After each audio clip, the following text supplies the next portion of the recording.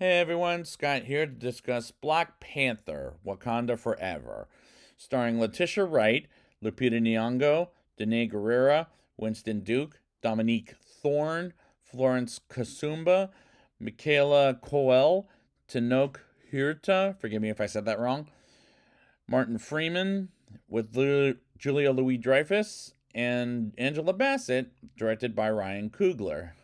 Now, before I get into this movie, I must say, I watched it twice.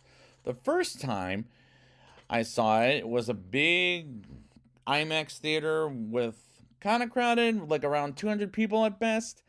And the second time I went, there was a power outage on that Saturday I went to.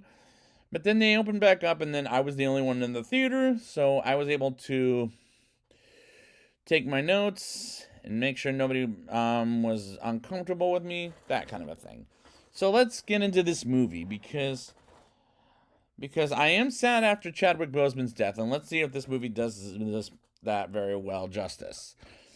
We open with a few minutes until King T'Challa's death, as Princess Shuri, returned by Letitia Wright, tries to heal him from a death, but it's unfortunately too late, as the people of Wakanda, as well as Shuri and now Queen Ramonda, returned by Angela Bassett, mourn for T'Challa during the funeral, and so do I. As I was watching this movie, and I'm thinking, I miss Chadwick Boseman already.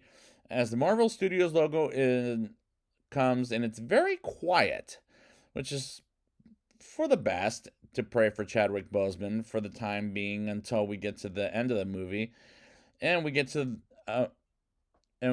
the movie is for him at the end, and I'll talk about that at the end of the review. But in these opening monologue scenes, well, not monologue, but prologue scenes touched me, as I felt sad while watching this movie without Chadwick in this movie, and it made me sad, so that was effective.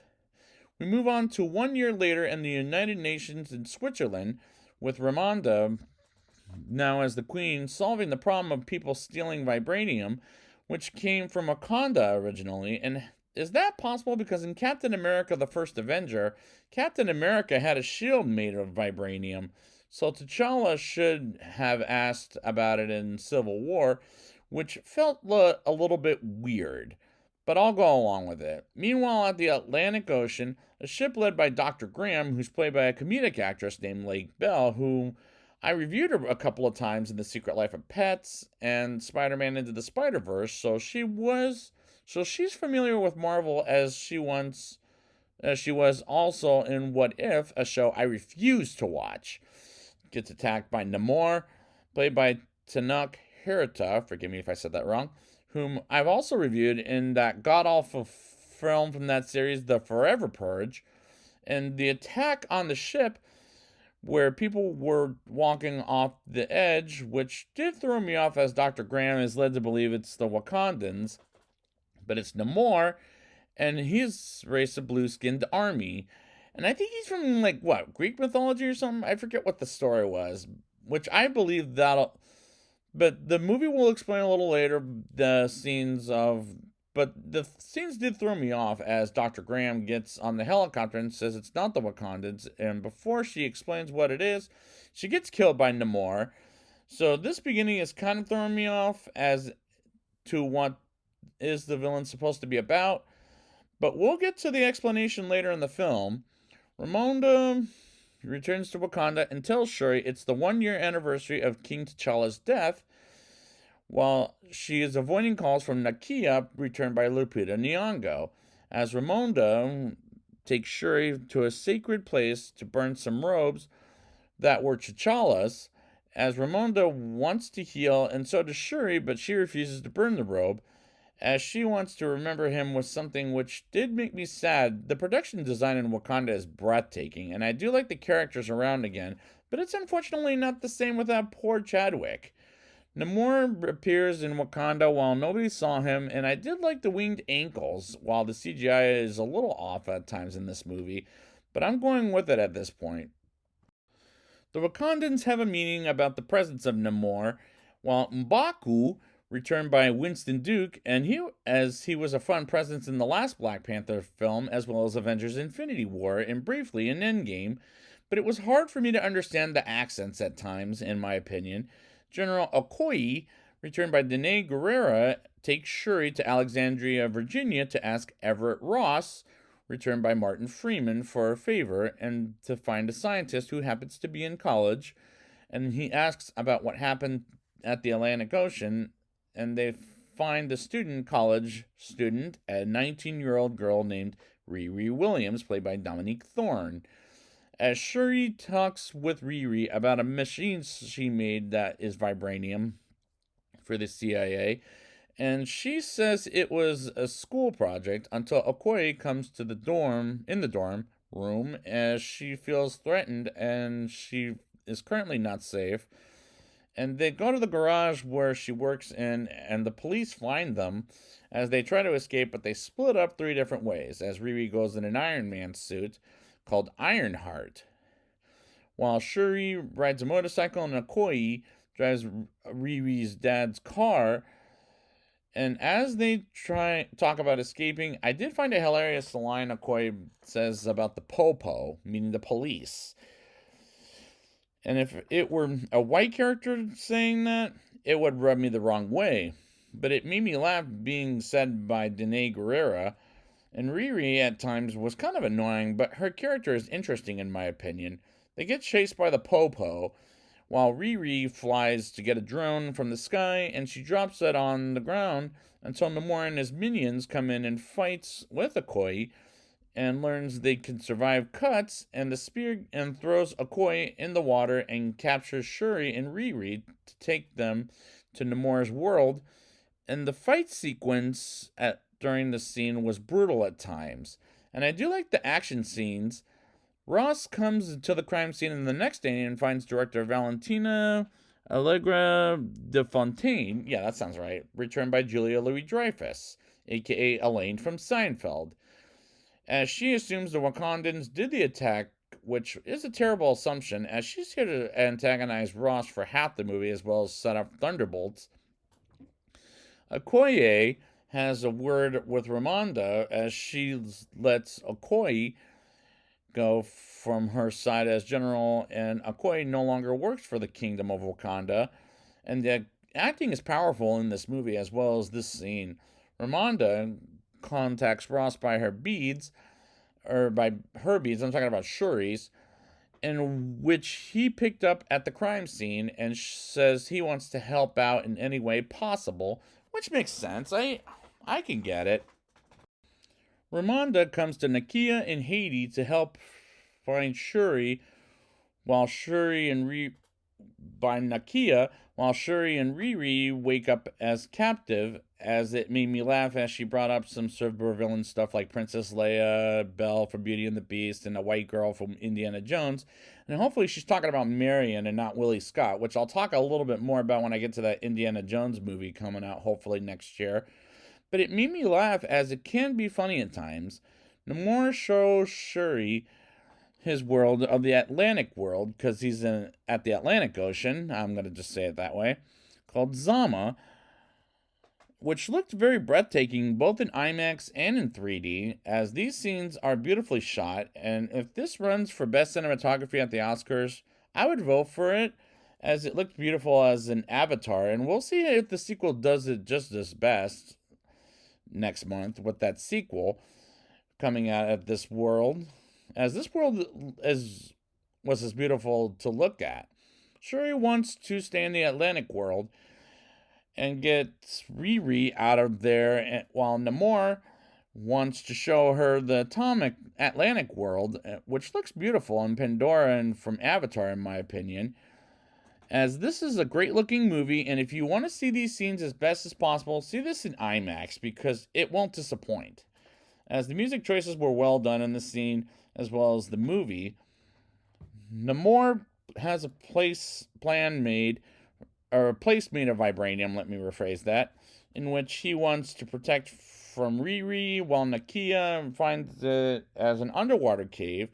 And Shuri and Namor talk about saving people in their lives that scene could have been cut out, as I have to say. This is kind of a long movie at 2 hours and 41 minutes. And the scenes in the Atlantic world did kind of drag for me, as it is one of the scenes I would have put in the editing room floor.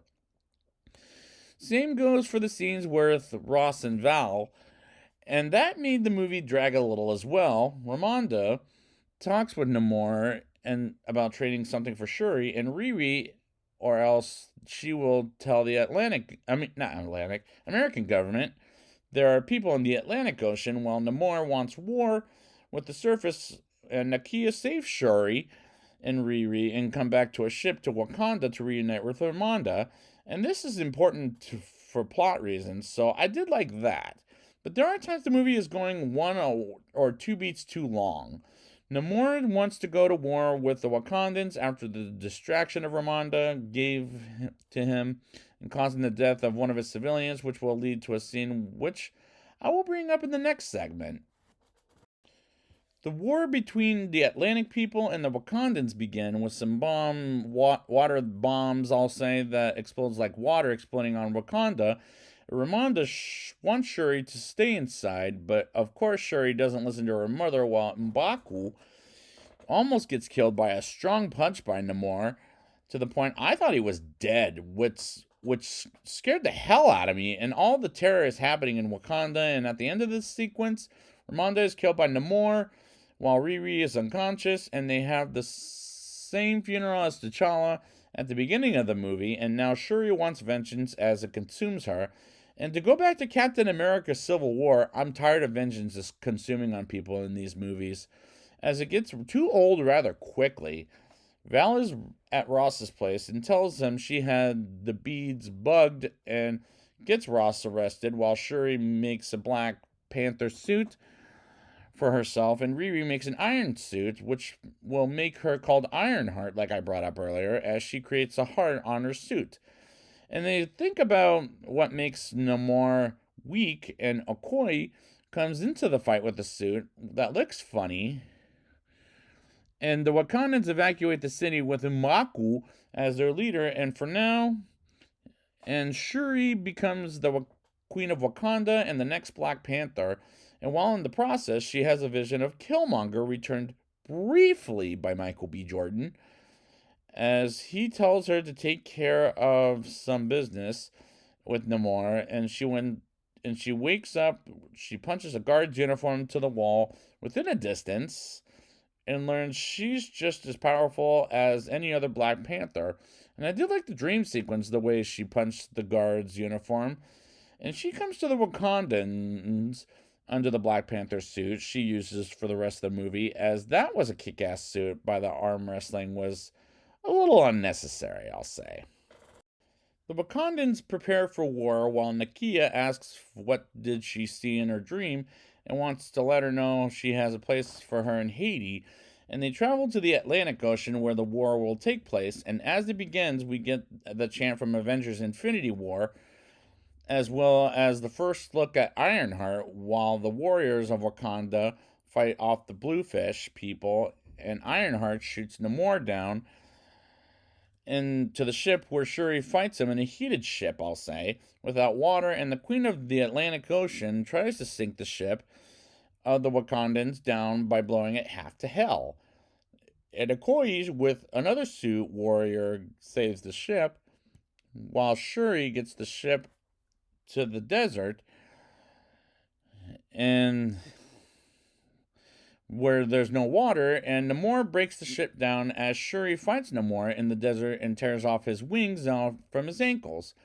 And the fight goes on until Namor stabs Shuri in the stomach, which has got to hurt painfully as he tries to go to the water, but Shuri gets out of the spear and encounters Namor and blows him up while saying the powerful line Wakanda forever, and decides she won't kill him because she doesn't want vengeance to consume her, like T'Challa said in Captain America Civil War, as she spares his life and makes a bargain with Namor, as she wants Namor to leave Wakanda alone, and she will protect the Atlantic Ocean as things are getting back to normal at Wakanda, and gives Riri a transport pack home without her Ironheart suit, and her father's car being put back together, while the Wakandans celebrate Shuri as the queen. But they say they see M'Baku challenge for those challenge for the throne, while Namor's general wants another chance to fight with the Wakandans. As Ross gets busted out of jail thanks to a koi, chopping down this tree, and Shuri ends up at Haiti and visits Nakia as she sits to the beach to burn the robes of T'Challa, and credits roll to a song I don't really like by Rihanna, to be perfectly honest. I don't mind her as a singer, but I just don't like the song. And we move on to a mid-credit scene where Nakia introduces Shuri to her nephew, and yes, T'Challa and Nakia had a kid, and they didn't make the funeral to keep away from Wakanda for now. But Nakia's son, named Toussaint, or something like that, I forget, but is actually Prince T'Challa, son of King T'Challa. This climax, yeah, has some CGI issues, but overall it was great. And as I love the tribute to Chadwick Boseman when the movie rolls credits, there's no after credit scene, which did shock me because this is a Marvel movie. Come on. Now it's time for the rating. I'll give this movie a 8.5 out of 10. Not as good as the first Black Panther solo movie, as I missed Chadwick Boseman for this whole movie, which really made me sad because he was great in the movies he appeared in as the character, and I do like the characters, but at the same time, it was hard to understand what they were saying. The acting in this movie was powerful, as Wakanda was terrific to look at, as well as the Atlantic Ocean world, and was breathtaking as it was beautiful to look at. There were times the CGI was a little off. The movie is very well made with two beautiful worlds, one Wakanda and the other the Atlantic world, as it was amazing to look at, as this is a great honor to Chadwick Boseman, and the action was pretty good, and this is a strong recommendation. So I'd like to thank you guys for joining me, and next time I will be back, I'll be back when Ant-Man comes out, but until then, Avengers Assemble!